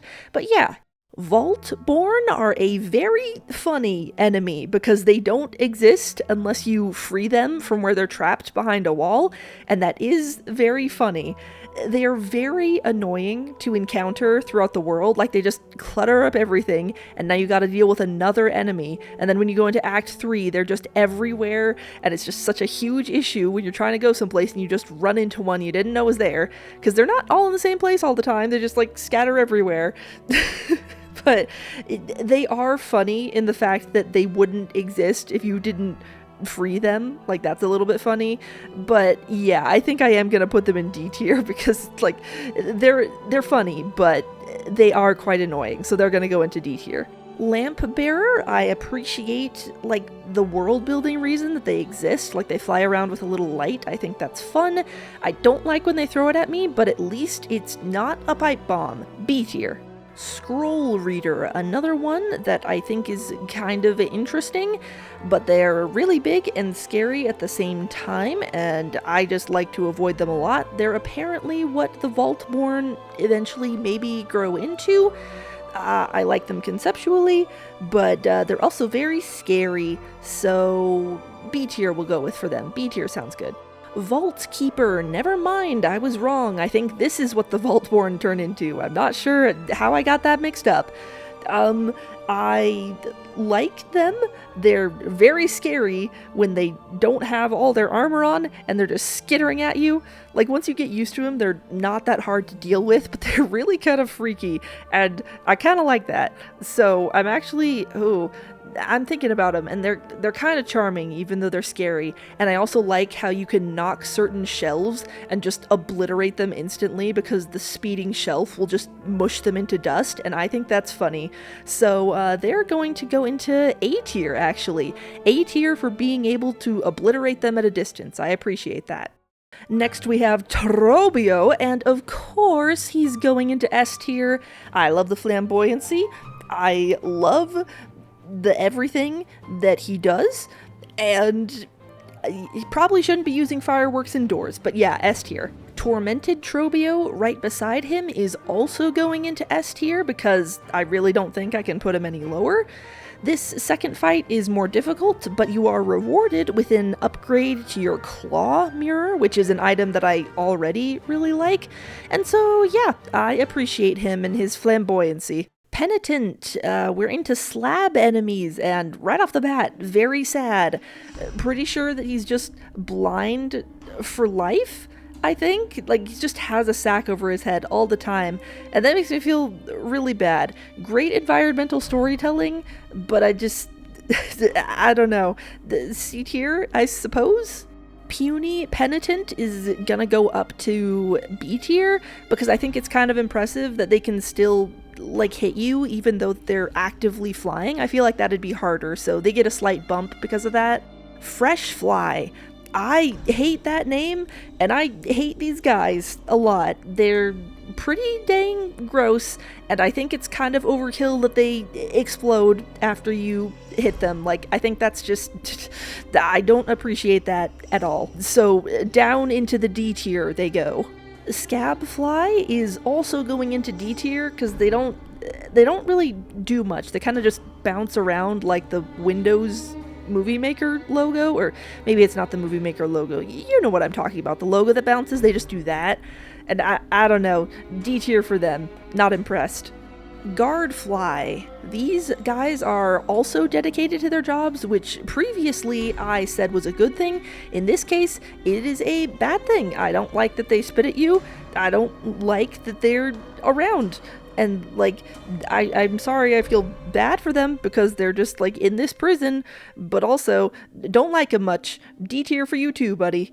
And then we have the Warden Fly, which I was going to put in C tier, because even though they're gross and they hit you and stuff like that, I do like that they facilitate a cool moment where Hornet gets kidnapped, but Hornet's undying hatred of them because of this, I think, means that I cannot put them very high at all, actually, so they're gonna go in D tier with all their other fly buddies. Broodmother. Again, the theme is gross here. Like, gross boss. Don't like the ads that she spawns. Don't like how she's trying to grab you with her little fingies. This just, like, the fight itself is fine, I suppose, but I think she is going to go into F tier. I just can't deal with her. I'm sorry. On a different note, Driftlin! What adorable, nice little guys. I like them a lot, and I appreciate them being there after I fumble the Mount Fae pogos a billion times over. I appreciate their presence quite a lot. They're gonna go into A tier. Next is Memonid. I'm not quite sure which it is. We're gonna go with Memonid, I guess. They're all right. I like that they're just bugs made of ice. I think that's pretty creative. They're gonna go into B tier. Nord. They're gonna go a little bit lower because although they're a unique enemy, I just don't find them that interesting. Like, they are interesting, but they're just not doing it for me, so they're going down into C tier. Servitor Ignim. I like these little guys. I think they're kind of cute. Although when I first saw them, I thought that they were like maybe the eyes of Grandmother Silk watching us find all these things, so I would just destroy them on sight. But upon further reflection, I think they're pretty cute. I like the world building aspect, and I like that in the moss area, they have moss growing on them. I generally like that they can look different in different areas, but nothing too crazy. We're gonna put them into C tier. Servitor Boran, found only on Mount Fae, I believe. They're like the little guys, but bigger, and every single time I go through Mount Fae, I run into them by accident. Again, nothing too crazy. I don't know why these ones have the ability to shoot at you. I'm not quite sure what they were actually, that's silly. The Weavers definitely had stuff to defend against. C tier. Winged Life Seed. I think that these are a fun way to expand on how to get lifeblood / I'm forgetting what it's called in the original game, but Plasmium. And I have the thing open right here. It's called Plasmium. I think they're a fun expansion on how you get lifeblood from the original game. They're pretty cute. Gonna go into B tier because I find the Plasmium stuff very fascinating. Plasmid. I like these a bit better than their early game counterparts because I feel like I can better anticipate their attacks. And it's kind of fun to get one over on them after how many times they smacked me in the face. They are also going to go into B tier. Plasmidus, a very horrific mutation of the worms we saw earlier in the game. It kind of shows how this plasmium substance isn't actually good and how it's like changing the landscape in a way that's really not good and it disturbs the natural order of things. I like that subtle bit of storytelling, and they just look horrific as well. They're gonna go into B tier also. This isn't indicative of them being boring. I love them, but they're not too crazy, so B tier it is. Plasmified Zango. Now, I know a lot of people like to make fun of Plasmified Zango. They don't like the boss fight. They think it's just silly. But I don't know. Something about this guy is intriguing to me. I like that you basically just have to hit him constantly to kill him. His story is very sad. He intrigues me. He intrigues me in a way that I can't quite describe. So he's going to go into A tier. I have no idea how he'll fit in with everyone already up there, but he's in A tier now. Maybe he can make friends with our fire friend by the kitchen stove. They can bond over being obsessed with a certain substance that can hurt them. Leaf Glider, very cute, B tier. Leaf Roller, also very cute and interesting. I like the leaf bug thing, but they always seem to hit me even when I'm trying to dodge, so C tier. Both Pendra and Pendragor are cool looking chill guys, and I appreciate them for that. They can both go into B tier. Nufar are going into A tier because I really like the idea of a lily pad that's actually a trap that can eat things. I think that is super cool and interesting, and I appreciate them very much. Clover Stag is B tier because it's just a funny little hopping guy. Pale Stag I like in concept, but if you don't know how to do the fight, it's kind of annoying, and if you do know how to do the fight, it's kind of trivial. So I think we'll just put him in B tier next to his not pale companions. Kindaneer is C tier. I think they are little interesting guys. Verdineer. I like the design of the Verdineer. I don't like how easily they can hit me, but they just look very cool while doing it, so I can't be too mad. I haven't played through the Verdania section in a while, so maybe I'd change my mind if I played through it more recently, but for now they're gonna go into B tier. Iskalian are extremely annoying. They shoot things at you. They do a little spinny attack that absolutely obliterates you if you're not careful, but they are quite cool, so I'm not going to put them as low as I could. But also, I'm looking at his picture right now, and he kind of looks a little bit shifty. C tier, C tier. Now we've gotten to Clover Dancers, and I am actually considering doing something pretty controversial, because I was thinking about Cogwork Dancers again, right? And I like that fight, I like how it's put together, and I like the story behind it, but you don't really get the full context of that fight until Clover Dancers. And when I replay the game, the fights that I'm really looking forward to doing again, not like Cogwork Dancers is maybe one of them, but not fully, so I was considering dropping Cogwork Dancers into A tier, and then I was going to put Clover Dancers into S tier, right? Because I feel like that's where the true, like, story of it really comes together and reaches its conclusion. But then I thought about it, and it's like, wait, I can't separate these fights, right? Like, they're like companion fights for the two gay mantis dudes, and I can't separate them. I can't do that, and I'm not going to put Clover Dancers in A tier. So both Clover Dancers and Cogwork Dancers are going to go and be in S tier together. And that was a really long explanation that probably wasn't needed, but yeah, S tier for Clover Dancers, and that's why. Shadow Creeper is a bug that I believe existed in the first game, and it's kind of the first sign when you get down to the Abyss that it's like, oh, I've been here before, except not really, because then you encounter a bunch of things you've never seen before, but it was nice to see a familiar face in this game, so he's going to go... I would have put him in C tier, but because he's a funny little guy and feels like an old friend, he's gonna go into B tier. Shadow Charger doesn't really have anything special about it. It's just Shadow Creeper, but bigger, but it's not doing anything wrong, so I'll put him in C tier as well, I think. Gloomsack is going straight into F tier because they're really gross, and I hate them, and I hate that they're leeches and they latch onto you and do like a bajillion damage before you can manage to get them off. Gargant Gloom are really freaky looking, and I don't know how they survive. It's just really horrific to look at them and how they exist, but I also really like when things are creepy. In case that wasn't clear, like, I like some good spookums, so actually this is gonna go into A tier because it successfully made me very uncomfortable, which is clearly the design intention. Void tendrils are kind of a funny addition because I understand why there's an entry for this, right? Like, it wants to tell you some things about the void, and you want to know what's like swirling around and everything, but you can't actually like kill them or anything, and they're kind of just an environmental thing, so they're cool but not crazy, so we'll just put them in the land of averages known as the C tier.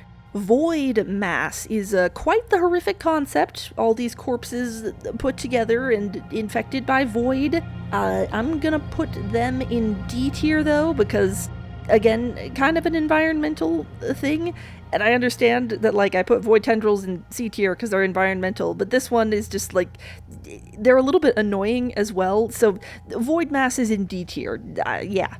Summoned Savior is one that I have never actually fought. It's a Steel Soul exclusive. I intend to fight it at some point, but I haven't completed the game in Steel Soul yet. I like the really creepy design. I like the story around it, so I'm gonna put it into A tier, but I will say I can't speak for how it plays, like, as an actual fight, so if anyone wants to chime in about that in the comments, please do feel free. Wing Mold is a special one because this is kind of one of the only places where Hornet talks about her father directly, the Pale King. In some other entries, she'll mention, like, her home or her childhood or stuff, but I'm not sure she ever mentions her father specifically anywhere else, and she doesn't seem to have very good things to say about him, which is very understandable. But yeah, this is another case of, like, seeing an old friend when you weren't expecting it, so they're gonna go into A tier because I was just so giddy to see them. It felt like so nice. It's like, oh my gosh, that's my buddy who was really difficult to pogo off of in all of those parkour sections in Hollow Knight, but it's so good to see him, you know? So yeah, A tier. Garpid. These are weird ones. They kind of exist only in one area, which is quote-unquote the path of pain of this one. I think probably it's not anywhere near as difficult as the actual path of pain. I like to use them as silk batteries as I was going up. It says on the wiki their health is 999,999, in parentheses, 1 per Garpid, which is funny. I don't know why I told you that. I just thought it was funny, so I'm telling you that. I don't even know where to put them. D tier, because I probably put fewer bugs in D tier than deserved it. But if D tier looks crowded, they'll go into C tier, I guess. I can't remember who I put where. This is so many bugs. Imoba, on the other hand, they are funny and helpful and kind of hard to get the entry for because they've just got this big old set of armor and you kind of have to hit them from below or explode them or something. They're innocent little creatures just floating along, and I think that works for them just fine. They're gonna go into... I can't put them in B tier, that's too high. I'm sorry, guys. You're gonna... No, I felt bad as soon as I said it. Fine, B tier for Imoba. Skrill are fascinating to me. They are like the remnants / new occupants of the land outside, but they also don't seem to be sentient at all. Like, they don't have that silk, they don't have anything going on, they just seem to be bugs. And that's really interesting to me. Like, I don't know what to make of it exactly. Another entry that's kind of hard to get because they kind of just like run away from you really fast, and sorry about this, guys, like sorry I smacked you around so much. But yeah, like they fascinate me quite a bit, so I'm gonna put them in B tier even though I think they probably should be. No, you know what, they are just bugs. They're just chill bugs. They're fine with a C tier. Skrill goes in C tier. Bell Eater. This is a fight that I always seem to lose a bunch of times, even though at this point I think people just know how to do it. I really like the design of this fight. I like that you have to hit both ends of this giant centipede to do damage. I like the story implications where you're kind of rushing to the defense of a friend only to get saved by the Bell Beast at the end. I think that's super fun. And yeah, just a fun little encounter. A tier for the Bell Eater. Huge Flea is obviously S tier. Chakra is also an easy S tier, coming directly afterward. I never managed to beat Chakra in my base game because I changed it to Act 3 and I didn't realize that you couldn't go back and beat her, so I technically don't have her journal entry, but she is a very dear friend to the channel and to me personally. We love Chakra here. Garmund and Zaza are very, very sweet, and I really can't put them anywhere other than S tier. Like, they're just really made for each other. And right after them is Lost Garmond, and I have no idea how I'm supposed to judge this because it's S tier for story implications, but it's also just terribly, terribly sad, and I wish that it didn't happen, and it's really sad that Zaza is just there next to his body forevermore. Like, that makes me incredibly sad, and I guess I'll put him in S tier, so he's next to his original entry, I guess. Like, I really don't know what I'm supposed to do with that. As a fight, he'd probably be like B tier because the fight itself is just like, who even knows? But yeah, it's Lost Garmond. You can go into S tier, buddy. Just rest easy, okay? Pinstress is a lovely character. I love her vibe. I love that she's weird. I think she should keep doing that forever. I love that she sleeps. I love when you find her on Mount Fae. She looks like she's dead. That's hilarious to me. And yeah, she's just a very helpful and kooky lady. I appreciate her, and I appreciate her sister. And yeah, this moment where she just puffs up her dress and looks like that, also very funny. She's a delight to me. I'm gonna put her in S tier, I've just decided. Widow is another S tier because I just feel like she deserves it. Like, she's kind of early-ish game, so after a couple of times she's not super hard to get the hang of, but she's kind of like a big difficulty spike on your first playthrough, right? And she's such an interesting story, and there's a lot of cool implications, and like it's the first hint of like more that's going on, and the fact that she knows who Hornet is really, really cool on that first encounter, and I just like her a lot. So she's gonna go into S tier with all these other lovely, mostly bosses in S tier, I'll be real. First Sinner goes into S tier as well. I love her. She is so cool. This fight is so cool. I don't think I need to convince anyone. It's just super awesome. I love that you can like damage her as she's healing, as like that's very cathartic, because that's something enemies have been doing to you this entire time, and now you can do it to one of them, and it's hilarious, and I love it. I love just I don't know who I'm trying to convince. I just love this fight a lot. It would have been cool if she had her own theme, but I also like there's something fitting about it being Widow's theme as well. Like I really like that. And it just occurred to me, is the first Sinner Widow? Like was she like kidnapped and her mask torn off and pins put in her spine? Are first Sinner and Widow like the same, and you can fight the first Sinner because you've technically killed Widow and that's why she fights against you? Is like, I don't know if I'm onto something, but maybe I'm onto something. They're both in S tier, and I guess maybe if I'm right, also the same person. I could also be super wrong. Who even knows? First Sinner is super cool. Next is Phantom, and I feel like the last few entries are just gonna be bangers all around, because Phantom's another S tier. Her fight is not that difficult, again, once you get used to it, but I love her aesthetic, I love the drama, I love the fact that Lace has a sister who we get to meet. Like, it's a very cool encounter. You get to go through the mist as you, like, in order to reach Phantom, which is another super cool thing.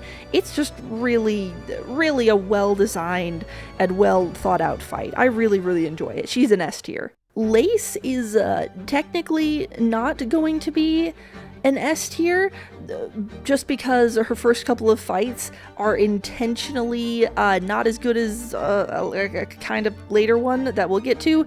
As a character, I love Lace. I think she's super interesting.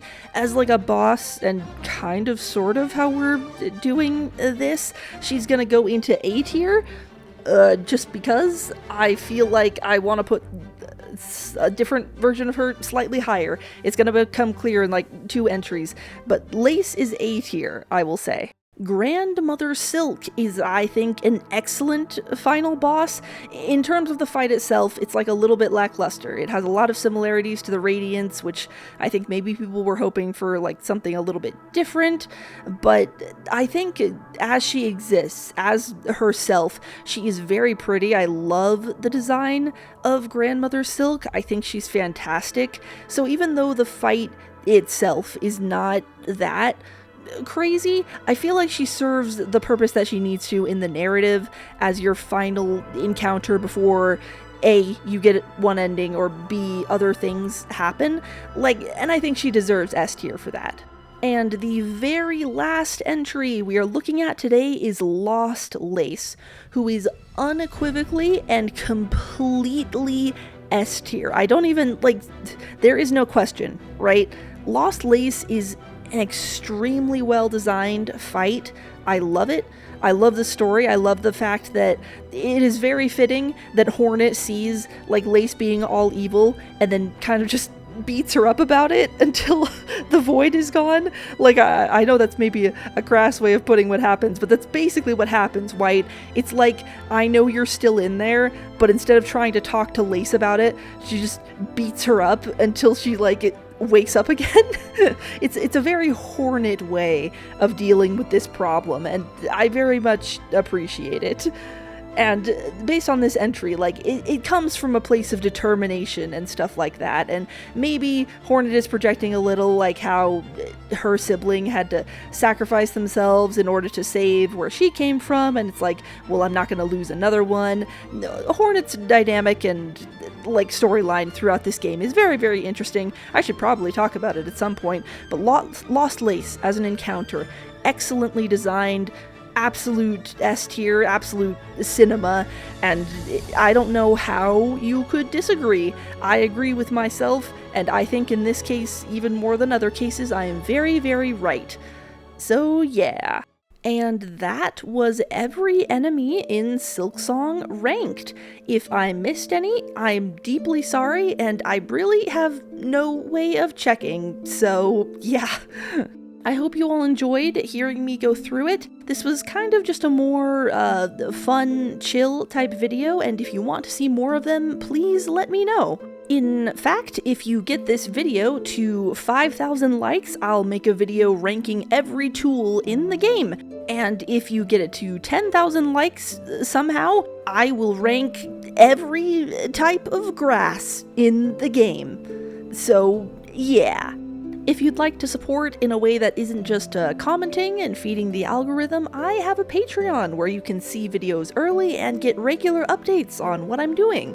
And I'd like to give a special thank you to all of my current patrons, including but not limited to Perplexia Sphinx, Snake, Tree, Lurch18489, Sphinx, I May Be Dumb, and Puppet Wraith.